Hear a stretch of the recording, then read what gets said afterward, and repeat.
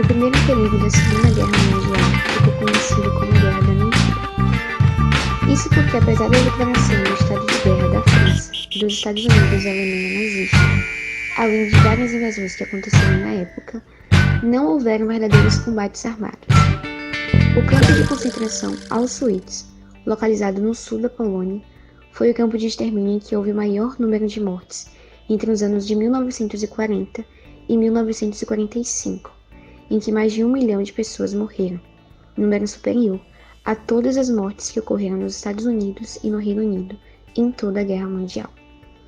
Os soviéticos treinaram cerca de 2.000 mulheres para atuarem como franco-atiradoras durante o período da guerra. Algumas delas ocuparam postos de militares mais mortais do Exército Vermelho.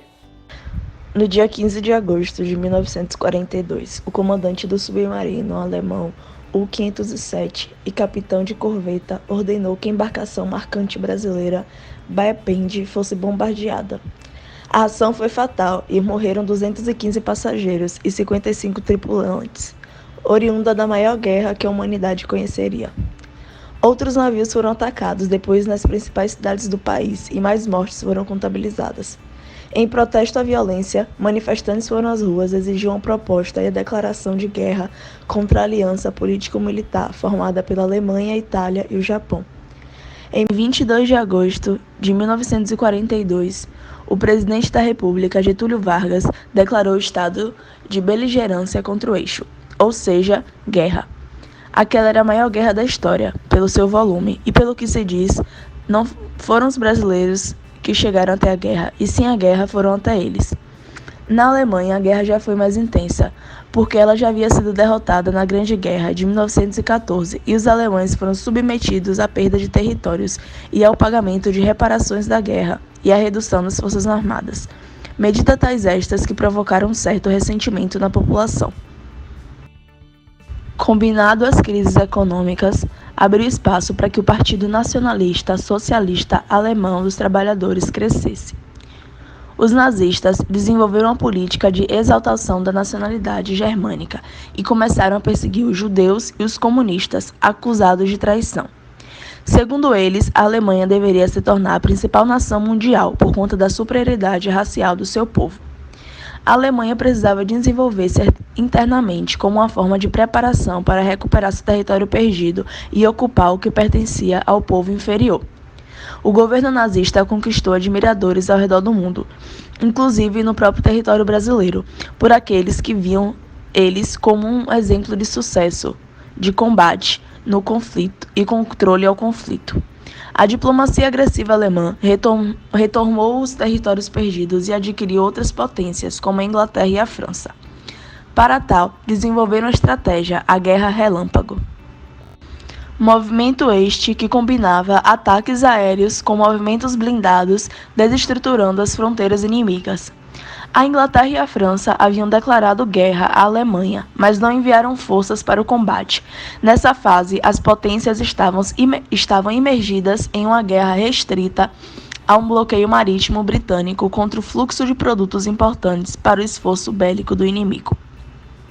Antes da guerra, já havia uma disputa pelo fornecimento de produtos estratégicos entre a Alemanha, os Estados Unidos e a Grã-Bretanha. A Alemanha invadiu os Países Baixos e a França, forçando a rendição destes e obrigando as tropas inglesas a se retirarem e atravessar o Canal da Mancha. A Itália invadiu a França e entrou na guerra. A Inglaterra seria o próximo alvo dos alemães. Uma aviação alemã bombardeou o sul do país.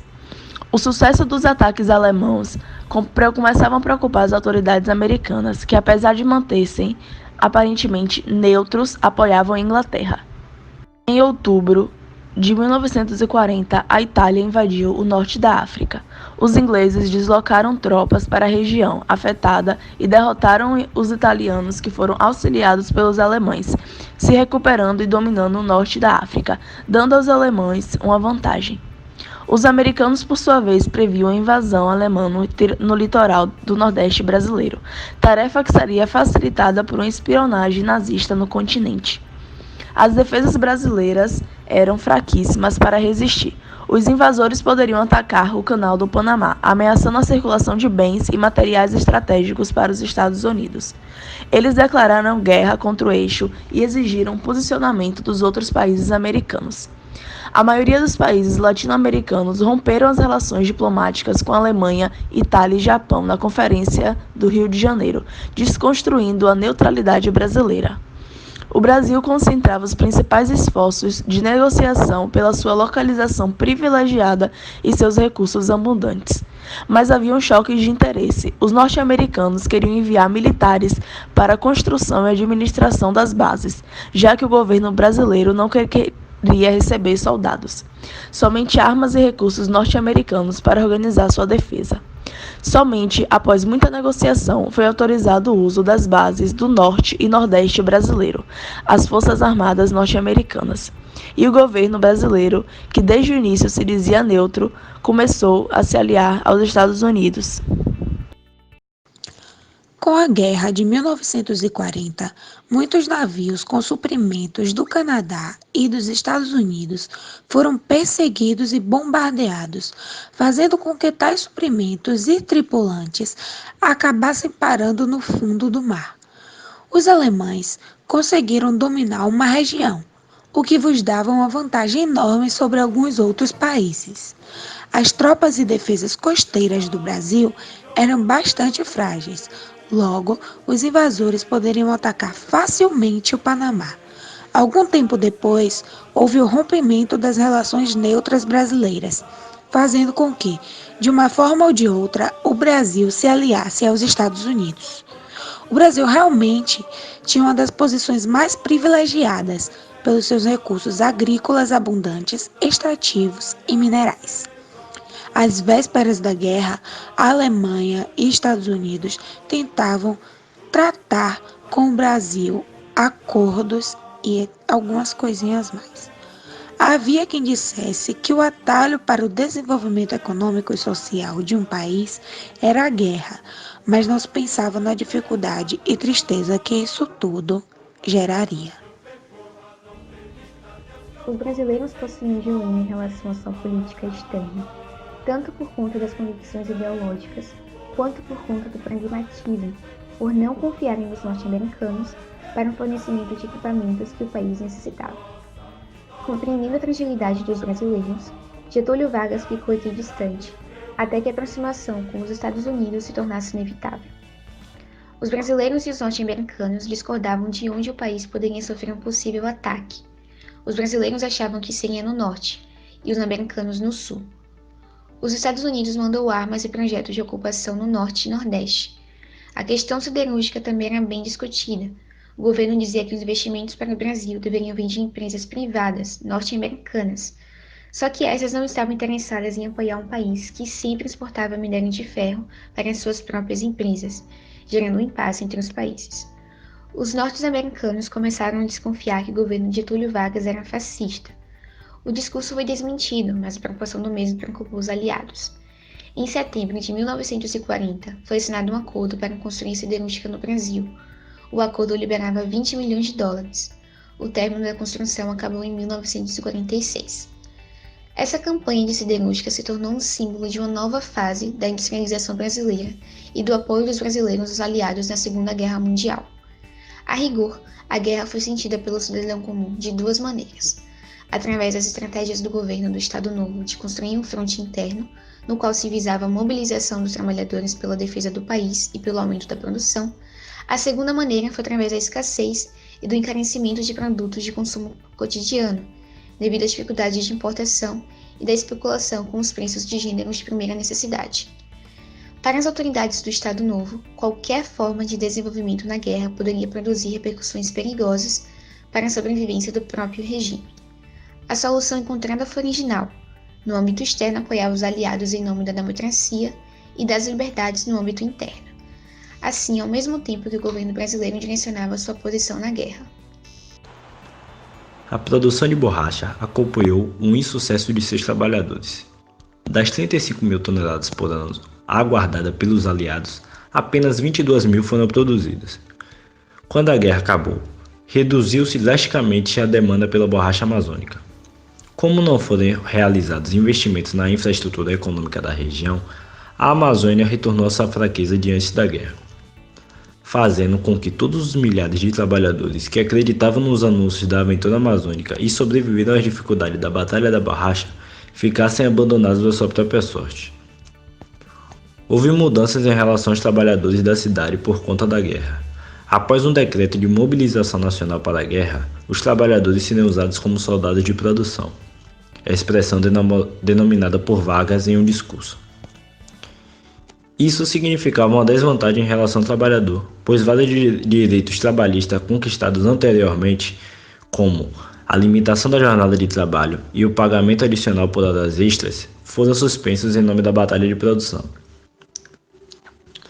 Essa superexploração dos trabalhadores fazia com que a indústria tivesse diversos benefícios, como a ampliação da margem de acumulação de capital das indústrias brasileiras, que tiveram seu ramo febris considerados estratégicos, e também foram beneficiados com o aumento dos preços no mercado interno e externo.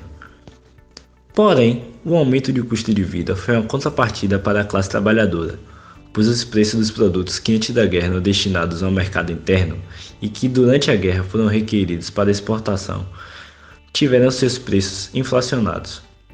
Foi registrado também o desabastecimento de gêneros alimentícios, provocados por comerciantes intermediários, que os estocavam e especulavam com a escassez, para conseguir mais lucro. Na economia da guerra brasileira, uma parte dos comerciantes pôde lucrar e acumular capitais com a privação dos consumidores e rendimentos excedentes de superexploração dos trabalhadores. Porém, quando a guerra acabou, os benefícios do capital acumulado não se concretizaram, pois a maior parte deste era composta de títulos de vida e não de moeda conversível. Com isso, após o imperialismo econômico, chegou o imperialismo cultural, que foi intensificado durante a guerra pela política da boa vizinhança com os Estados Unidos. Com a política da boa vizinhança, os Estados Unidos construiu fundamentos político, econômico e cultural entre seus vizinhos latino-americanos. Esta política estava presente até o final da década de 20 e visava, por fim, as intervenções armadas explícitas através do estímulo ao intercâmbio econômico e da constituição de política de hemisférios comum às Américas. Os principais objetivos da política da boa vizinhança eram ampliar a integração econômica em favor dos Estados Unidos, diminuir os espaços das relações comerciais com outros países europeus e suprimir as influências do eixo do continente. Contudo, por mais que apresentasse-se uma via de mão dupla, a política da boa vizinhança sempre consistiu em ser uma disseminação unilateral de valores e produtos de consumo norte-americanos. A participação do Brasil na Segunda Guerra Mundial ocorreu após navios mercantes brasileiros terem sido afundados por submarinos alemães em 1942. A atuação do Brasil na Segunda Guerra também contribuiu para antecipar o fim da ditadura de Getúlio Vargas. A relação alemã com o rompimento de relações diplomáticas realizado por Getúlio Vargas ocorreu em agosto de 1942, quando submarinos alemães torpedearam e afundaram 5 navios mercantes brasileiros. Os ataques indignaram a opinião pública e Getúlio Vargas declarou guerra à Alemanha naquele mesmo mês. A declaração de guerra contra o eixo fez com que o Brasil mobilizasse soldados para que fossem enviados ao fronte de batalha. Em novembro de 1943, foi criada a Força Expedicionária Brasileira, FEB, e soldados de diferentes partes do país foram convocados para formar um corpo de aproximadamente 25 mil militares, comandados pelo general Mascarenhas de Moraes. Esses soldados ficaram conhecidos pelo nome de pracinhas. O envio de soldados brasileiros não foi uma imposição dos Estados Unidos, mas surgiu de uma demanda interna do próprio governo brasileiro. Apesar disso, a participação do Brasil na guerra encontrou a oposição dos aliados, que temiam a pouca preparação dos soldados brasileiros. Os pracinhas, como eram conhecidos, foram integrados com o 5º Exército Americano e atuou nos combates no norte da Itália.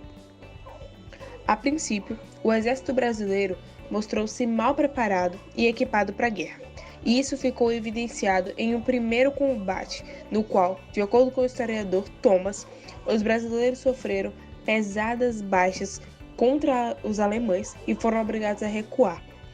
É importante lembrar e ressaltar que, além da pouca preparação dos pracinhas, os soldados alemães estavam em posições de defesa muito boas e equipados de metralhadoras potentes, ao contrário do Brasil.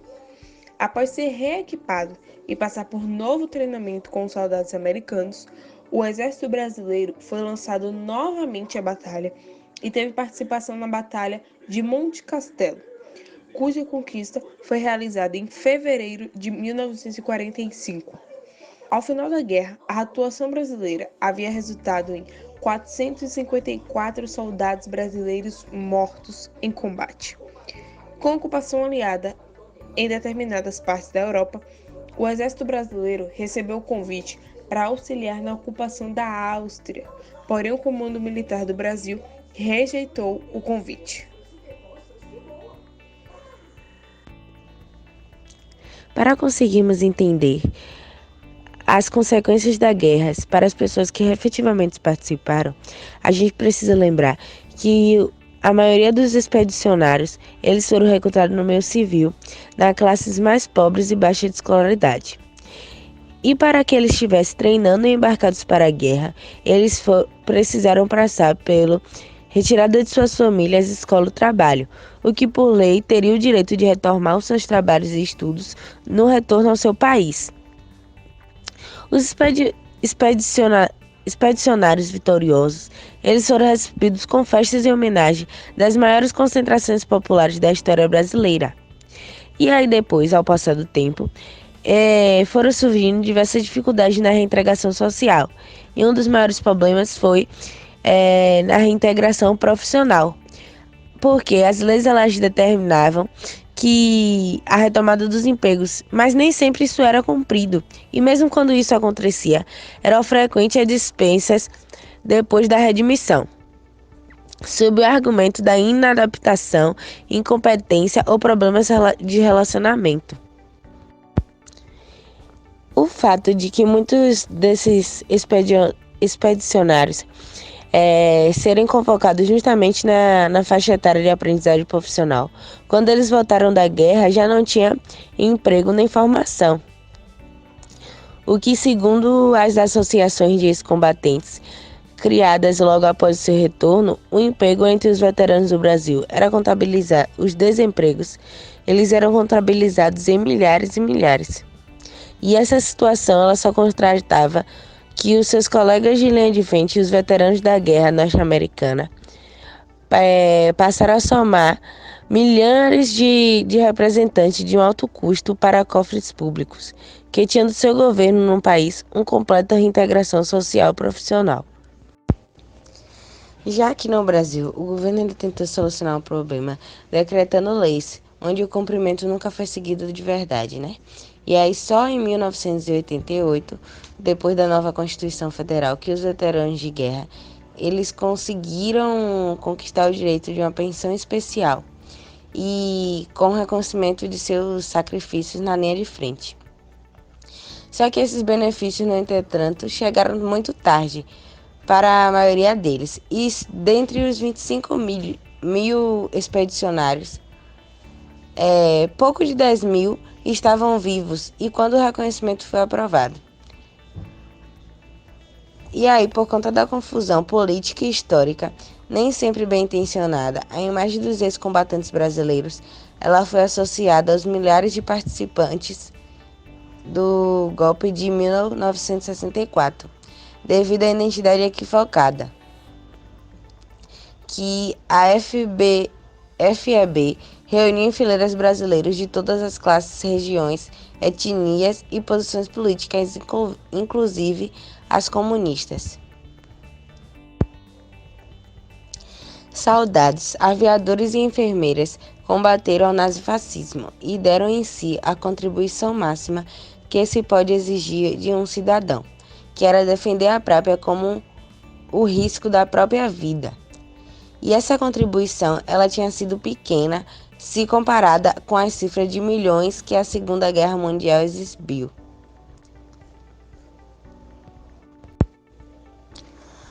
Ao finalizar o texto, encontramos um capítulo com as cronologias, que começam a partir do ano de 1939 até o ano de 1941. E nessa cronologia tem algumas datas que foram marcantes, né? Tipo, em 1939, 1º de setembro, começou a guerra com a invasão da Polônia. E aí temos outros marcos de cronologia. Em 1943, que foi 28 de janeiro, o encontro de Rousseff e Vargas em Natal, e entre diversos outros marcos que tiveram durante o período dessa Segunda Guerra.